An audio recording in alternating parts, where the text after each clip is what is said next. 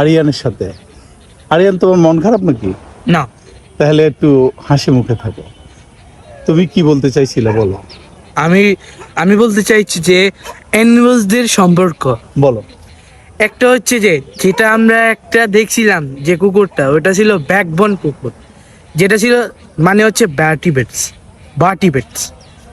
বাটিবেটস মানে যে প্রাণীর ভিতরে ব্যাকবোন থাকে অথবা স্পাইন বোন থাকে তাদেরকে বাটিবেটস বলে। বাটিবেটস 7টে প্রকার আছে। একটা হইছে জনেস, বোননেস, ক্যাটাগননেস, আর হচ্ছে যে অ্যাবডননেস, রেপটাইলস, বার্ডস, অ্যানামিয়ান্স।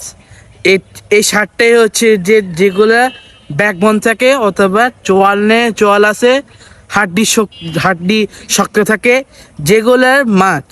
যেমন হচ্ছে ইলিশ মাছ হচ্ছে শক্ত শক্ত শক্ত মাছ, যেটা তাদের হাড্ডিকে শক্ত রাখতে পারে, নিরাপত্তার জন্য থাকতে পারে।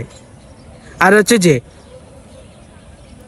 যে কুকুররা হচ্ছে যে তাদের এমনি একটা প্রজেক্টকারী একটা প্রাণী। তারা এমনি ঘুরে বেড়ায়। তাদের ব্যাকবোন আছে, যেগুলো তাদের 4টা পা আছে, যারা হাঁটা চূড়া করতে পারে। কিন্তু কুকুরদের তাদের নাকের মধ্যে কিছু জিনিসকে খুঁজে বের করতে পারে, মানে সেই ঘ্রাণ শক্তি আর কি আছে। হ্যাঁ। কুকুরের ঘ্রাণ শক্তিটা বেশি। তারপর আর হচ্ছে যে মুরগি হচ্ছে একটা পাখির প্রাণী। আচ্ছা। মুরগি কোনোভাবে উঠতে পারবে না, আচ্ছা। কিন্তু দৌড়াইতে পারে বেশি কইরা। অনেক দৌড়াতে পারে। হ্যাঁ। আচ্ছা, আর কি বিষয় জানো? আর বেশি জানি আরেকটা প্রাণী, যেটা হচ্ছে ইনভার্টিব্রেটস, মানে হচ্ছে যাদের কাছে কোনো নেই, মেরুদণ্ড নেই, মেরুদণ্ড নেই। কোনো হাড্ডিও নেই। যেমন হচ্ছে পোকা। আমি একটা পোকা বলি, যেমন হচ্ছে বিচ্ছুর কাছে কোনো নেই, কিন্তু ওদের কাছে একটা কি বলে খোলস থাকে। তারা খোলসের জিনিস দিয়ে বাঁচতে পারে।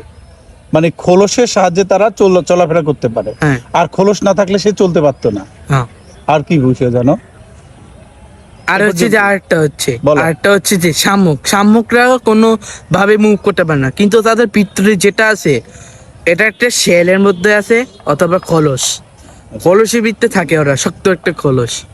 মানুষরা জানতে পারে যে এটা পাথর নাকি খোলস, কিন্তু তাদের যদি আমরা খোলস ভাঙিয়ে ফেলতে পারি, তাদেরকে আমরা দেখতে পারি এই সাদা অংশটা। আচ্ছা। তাইলে ওদেরকে বুঝতে পারি এটা হলো ইনভার্টিব্রেটস প্রাণী, যাদের কাছে কোনো মেরুদণ্ড নেই। ধন্যবাদ তোমাকে খুব সুন্দর করে বলার জন্য।